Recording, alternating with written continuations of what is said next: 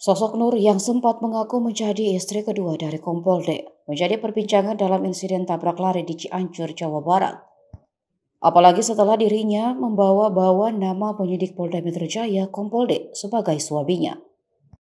Kini setelah Kompolde kena sanksi, sosok Nur dicari-cari netizen.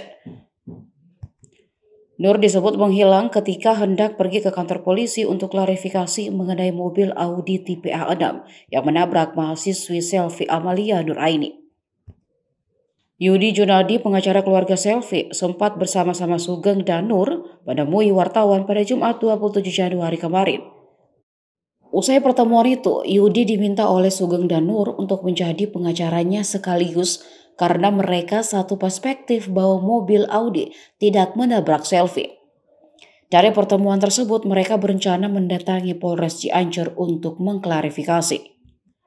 Saat mau ke kantor polisi, Nur mengaku ada urusan keluarga.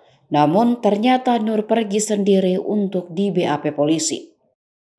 Dalam BAP-nya pun Nur mengubah pernyataannya dari yang dia sampaikan di depan media sebelumnya.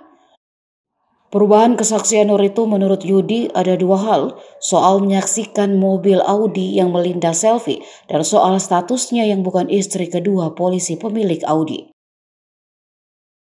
Yudi mengatakan Nur sempat mengaku sebagai istri salah satu anggota polisi yang berada di dalam iring-iringan pengawalan di hari kejadian kecelakaan lalu lintas tersebut. Tapi begitu di BAP polisi, pengakuannya berubah menjadi hanya kolega. Yudi menyayangkan perubahan kesaksian Nur itu karena mestinya Nur bisa menjadi saksi yang meringankan bahkan membebaskan Sugeng dari jerat hukum.